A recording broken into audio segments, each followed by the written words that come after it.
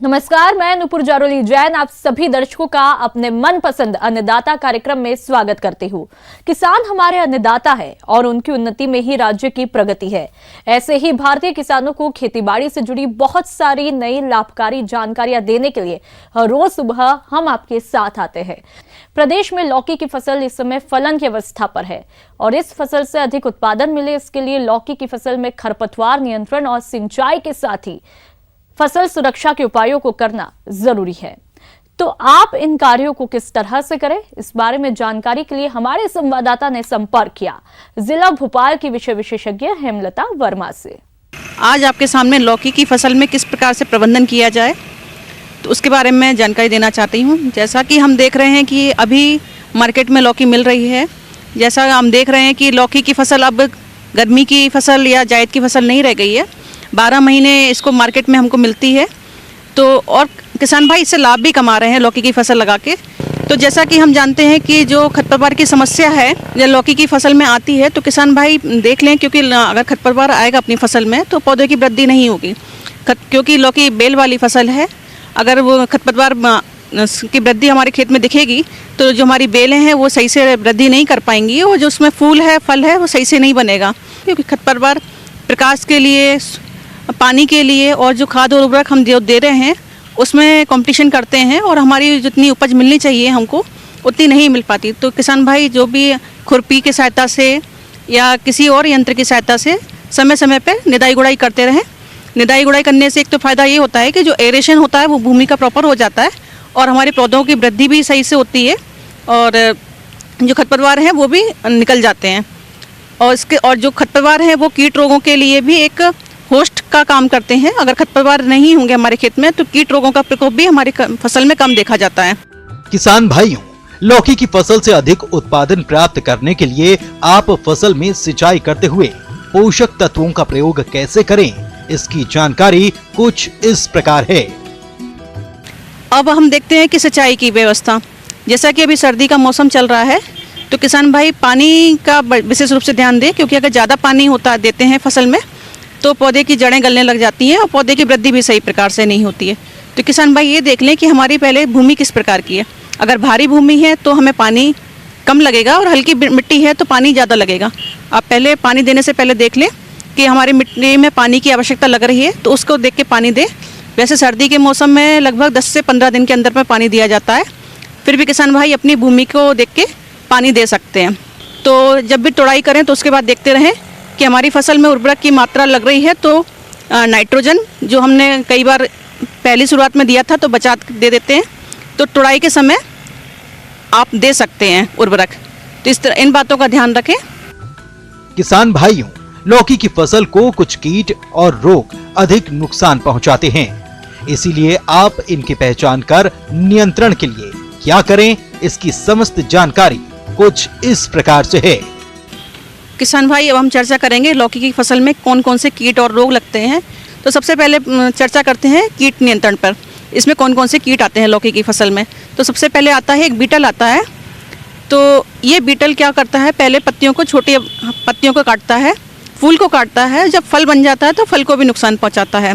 पौधे पर इस कीट को देखें तो एक दवाई आती है क्विनोल फॉस करके दवा, उसकी 2 ग्राम लीटर प्रति मात्रा के हिसाब से घोल बना के स्प्रे करें तो इस कीट का हमें प्रकोप से बच सकते हैं, क्योंकि ये बहुत मुख्य कीट है लौकी वर्गीय फसलों में।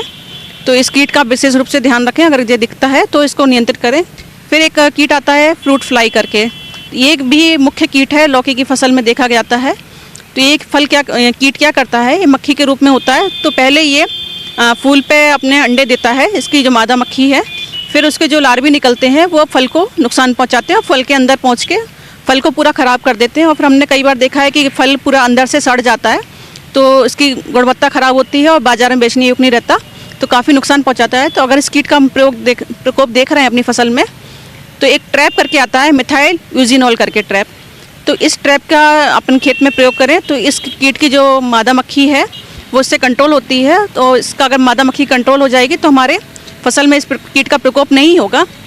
अगर ट्रैप नहीं कर रहे हैं तो किसान भाई क्विनोल फॉस नाम की दवा आती है, उसका भी स्प्रे कर सकते हैं। 2 ग्राम प्रति लीटर के हिसाब से दवाई का स्प्रे करके भी इसका अपने जो फ्रूट फ्लाई है उसको कंट्रोल किया जा सकता है। किसान भाई, अब हम चर्चा करेंगे लौकी में कौन कौन से रोग आते हैं और किस प्रकार से इनका नियंत्रण करें। तो सबसे पहले इसमें रोग आता है पाउडरी मिल्ड्यू, जो एक फफूंदी के द्वारा फैलता है। तो इसमें हमने देखा है पत्तियों पर, तनों पर एक सफ़ेद सा पाउडर जम जाता है, जो बाद में पूरे पौधे पर बढ़ जाता है शुरुआती अवस्था में, और फिर पूरा पौधा सूख जाता है तो उसकी बढ़वार रुक जाती है। अगर इस प्रकार का जो हमारे पौधे में समस्या देखी जाती है तो एक वेटेबल सल्फर आता है, तो उसका घोल बना के स्प्रे कर सकते हैं। 3 ग्राम प्रति लीटर के हिसाब से घोल बनाकर वेटेबल सल्फर का घोल करके आप स्प्रे करें, तो इससे हमारी जो फसल पे जो पाउडरी मिल्ड्यू आया है उससे रोकथाम मिलती है। एक है डाउनी मिल्ड्यू। डाउनी मिल्ड्यू भी एक फफूंदी के द्वारा फैलता है। तो इसमें रोग जो के लक्षण जो है निचली पत्तियों पे पाए जाते हैं। निचली पत्तियों पे कोणाकार धब्बे बन जाते हैं जो ऊपर से पीले या लाल भूरे रंग के होते हैं। तो इस प्रकार के जब हमें अपनी फसल में धब्बे दिखाई दें, और फिर क्योंकि ये फिर बाद में धब्बे बढ़ के पूरे पत्तियों को ये कवर कर लेते हैं, तने को कवर कर लेते हैं, और हमारा फूल भी नहीं सही बनता या फिर हमारा फल की वृद्धि नहीं हो पाती। तो इस प्रकार का जब हम अपने फसल में इस प्रकार के रोग का प्रकोप देखें तो इसके लिए मैंकोजेब करके दवा आती है, इसकी 2 ग्राम प्रति लीटर के हिसाब से घोल बनाकर स्प्रे करें। अगर प्रकोप ज़्यादा दिखे तो 10 से 15 दिन के अंतर से फिर से दोबारा स्प्रे करें, तो इससे इस रोग का नियंत्रण किया जा सकता है। तुड़ाई के लिए किसी अच्छे सेकेटियर या चाकू की सहायता से फलों की तुड़ाई करें, क्योंकि तुड़ाई के लिए फल सॉफ्ट होना चाहिए। अगर कड़ा हो जाएगा, समय पर तुड़ाई नहीं होगी, कड़ा हो जाएगा तो उसका बाजार मूल्य कम हो जाता है। इसलिए जो फलों की तुड़ाई है समय पर करें, और देखरेख किसान भाई समय समय पर करते रहें तो अधिक उपज प्राप्त कर सकते हैं। दुधारू पशुओं में देखरेख के अभाव से बाह्य परजीवियों की समस्या देखने को मिलती है, जिनकी रोकथाम नहीं की गई तो पशुओं का स्वास्थ्य खराब हो जाता है और दूध का उत्पादन भी कम मिलता है। तो पशुओं में आने वाले बाह्य परजीवियों की समस्या से बचाव और उसकी रोकथाम कैसे की जाए, इस बारे में सुझाव दे रहे हैं कृषि महाविद्यालय जबलपुर के डॉक्टर लक्ष्मण सिंह शेखावत। किसान भाइयों, आज हम बात करेंगे हमारे दुधारू पशुओं में बाहरी परजीवी द्वारा पहुंचाए जाने वाले नुकसान के बारे में। जैसा कि आप सब जानते हैं कि जो हमारा पशुपालन का कार्य है उसको अधिक लाभदायक बनाने के लिए पशुओं की समय समय पर उचित देखभाल बहुत ज़रूरी है। अक्सर देखने में आता है कि हमारे कुछ पशुपालक भाई अपने दुधारू पशुओं में आने वाले बाह्य परजीवियों पर ठीक तरह से ध्यान नहीं दे पाते हैं, जिसका विपरीत प्रभाव पशु के स्वास्थ्य के अलावा उसके दुग्ध उत्पादन पर भी देखने में आता है। ये बाह्य परजीवी पशुओं का खून चूसकर उनके स्वास्थ्य पर प्रभाव डालते हैं, जिससे पशु कमजोर और बीमार पड़ जाते हैं। जैसा कि किसान भाइयों आप जानते हैं कि जो हमारे पशु है उनमें जूं, किलनी, चींचड़ी, मक्खियाँ, मच्छर ये बहुत नुकसान पहुंचाते हैं और लगातार पशु का खून चूसते रहते हैं। और इनकी जो संख्या है वो आमतौर पर किसान भाइयों को कम दिखाई देती है, और रात के समय ये परजीवी बहुत भारी संख्या में आके और हमारे पशु के चिपक जाते हैं। और जैसे ही सवेरा हुआ रही है, अपनी जो छुपने की जगह जहाँ पशुशाला की दरारें हैं, जहाँ हमारे फर्श में कहीं दरारें हैं, यानी कि जो अंधेरे की जगह वहाँ जाके छुप जाते हैं। तो किसान भाई उनका सही अंदाज़ा नहीं लगा पाते, और ये परजीवी अपने जो वजन है उससे कई गुना अधिक खून प्रतिदिन चूसते हैं। उससे हमारा जो दुधारू पशु है या हमारे जो बछड़े हैं वो लगातार कमज़ोर होते रहते हैं, और कई बार तो इतने कमज़ोर हो जाते हैं कि वो उनकी मृत्यु भी संभव है। और इसी प्रकार ये जो हमारे बाह्य परजीवी हैं वो पशुओं में कई तरह के रोग भी फैला सकते हैं। जैसे लाल बुखार पशुओं में होता है, उससे पशु में बुखार आता है और पशु धीरे धीरे कमज़ोर हो जाता है। हमारा जो दूध उत्पादन है वो धीरे धीरे कम हो जाता है। इस प्रकार उनकी उत्पादन क्षमता और प्रजनन क्षमता भी कम हो जाती है। इसलिए किसान भाई बहुत ध्यान रखें कि समय समय पर इन परजीवियों का कंट्रोल या नियंत्रण बहुत ही जरूरी है। किसान भाई, बाह्य परजीवियों की रोकथाम करना बहुत जरूरी है, तो इसके लिए पशु चिकित्सक की सलाह से अपने पशु को आइवरमेक्टिन दवा की टीका अवश्य लगवाएं। इसके अलावा बाह्य परजीवियों की रोकथाम के लिए और कौन कौन से उपाय अपनाएं, आइए जानते हैं। परजीवी कंट्रोल के लिए मुख्य रूप से ब्यूटाक्स जो दवा आती है उसको प्रति लीटर 2 से 3 ml पानी में घोलकर पशु को उसकी त्वचा पर पोंछा मारने से वो ये पशु से दूर होते हैं और इनकी पकड़ कमज़ोर होती है। इसलिए सप्ताह में 2-3 बार घोल के और किसान भाई इसको पशुओं को स्प्रे कर सकते हैं या उन पर अच्छी तरह से कपड़े से पोंछा मार सकते हैं। इससे उनकी पकड़ दूर होगी और ये धीरे धीरे नष्ट हो जाएंगे। पशुपालक भाइयों, इस दवा का घोल बनाकर पशु के शरीर पर अच्छी तरह से लगाएं, लेकिन प्रयोग करते समय ये सावधानी रखें कि पशुओं के मुंह पर मूसिका लगा दें, जिससे वो अपने शरीर को चाट ना सके, जिससे पशु को किसी भी तरह का नुकसान ना पहुँचे। इसी प्रकार किसान भाइयों मुख्य रूप से ये भी ध्यान रखें जो हमारी पशुशाला है वो भी साफ़ सुथरी हो, कि जिसमें जो हमारे बाहरी परजीवी है उनका कम असर रहे और उनकी संख्या नहीं बढ़े। इसके लिए जो सबसे पहला था कि हमारी जो पशुशाला बिल्कुल साफ़ सुथरी होनी चाहिए, उसको रोज़ धुलाई होनी चाहिए।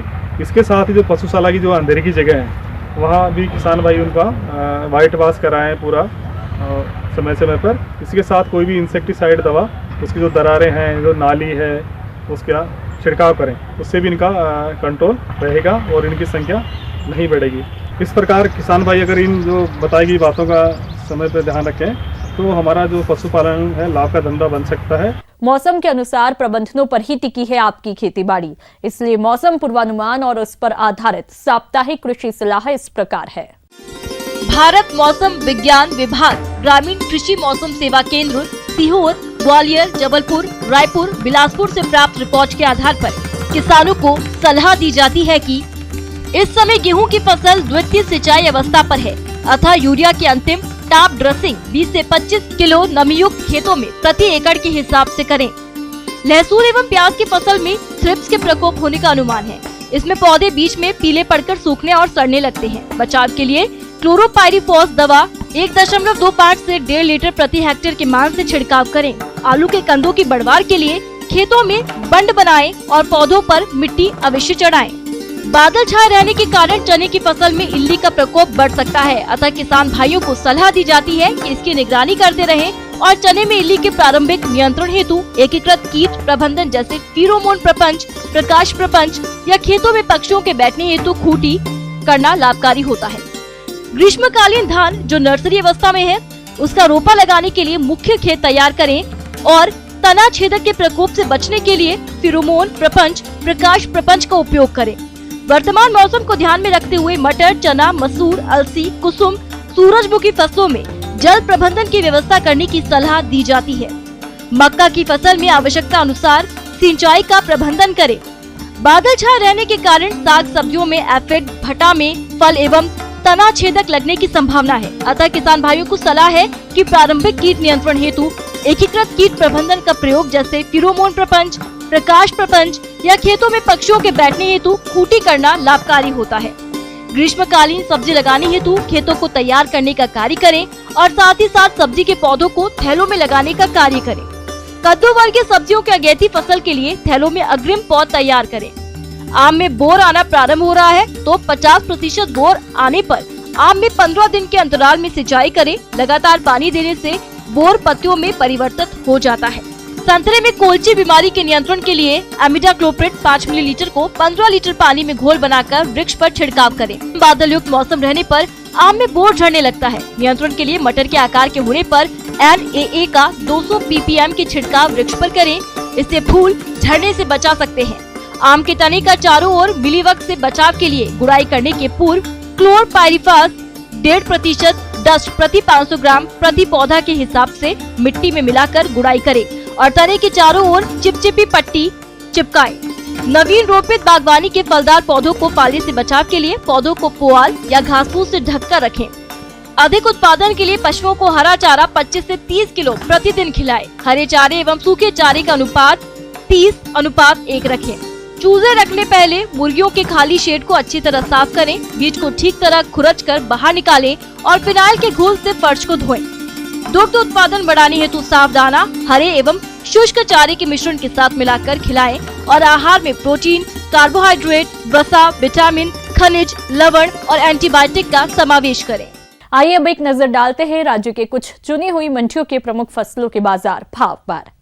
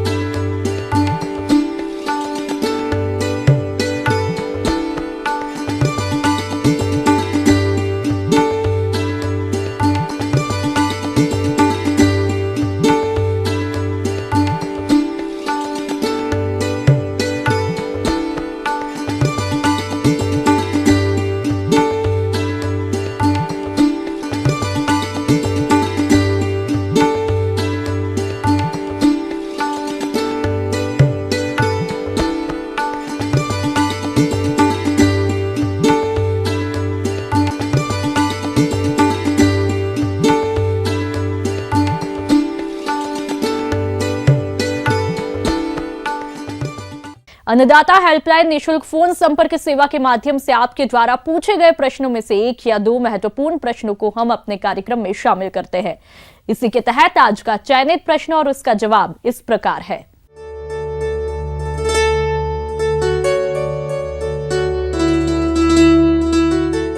अन्नदाता निशुल्क फोन संपर्क सेवा के माध्यम से पूछे गए प्रश्नों में से आज हमने जिस प्रश्न को कार्यक्रम में शामिल किया है उसे पूछा है ग्राम बेगमखेड़ी, जिला इंदौर के कृषक अमन पाटीदार ने।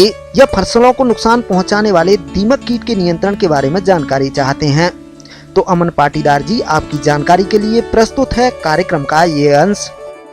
दीमक आने का कारण क्या है, सबसे पहले किसान भाइयों को समझना चाहिए। जब भी हम बुआई पूर्व जब भी ये करते हैं फसल, जैसे किसान भाई जुताई करते हैं तो उसमें क्या होता है, फसल के अवशेष बच जाते हैं।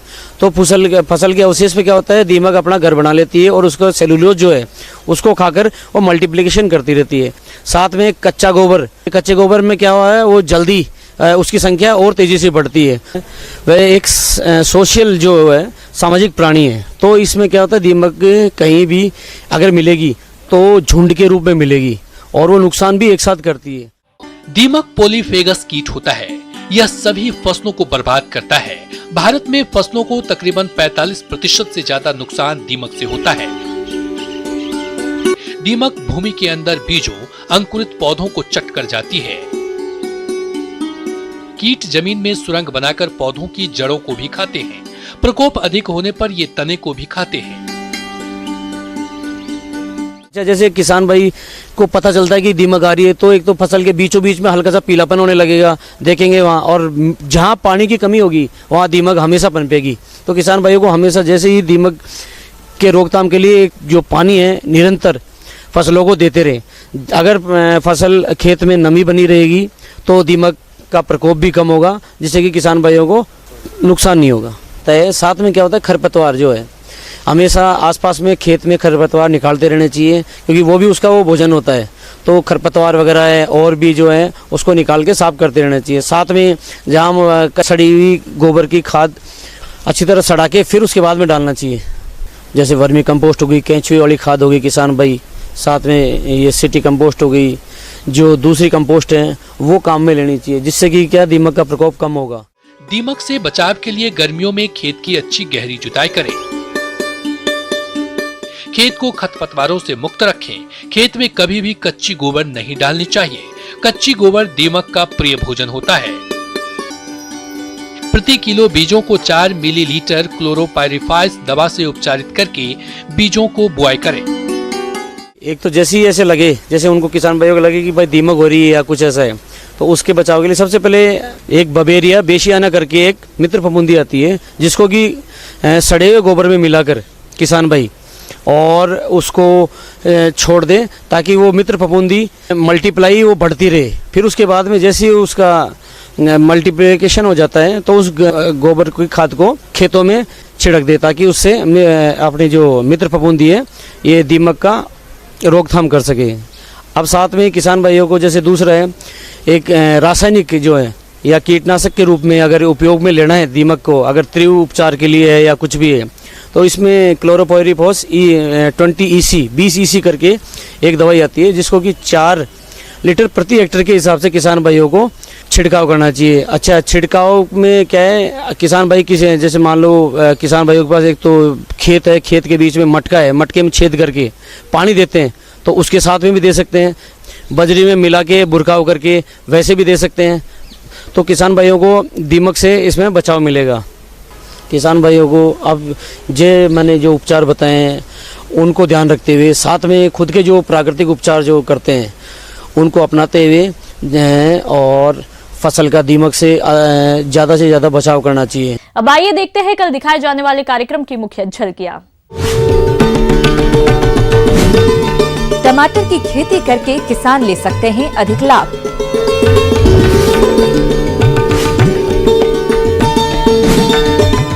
सरसों की फसल में लगने वाले माहू कीट की रोकथाम।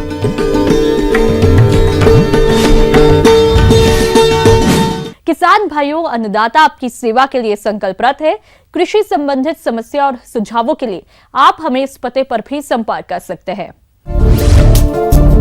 प्रोड्यूसर अन्नदाता news 18 Madhya Pradesh Chhattisgarh, Ramoji film city Hyderabad 501512।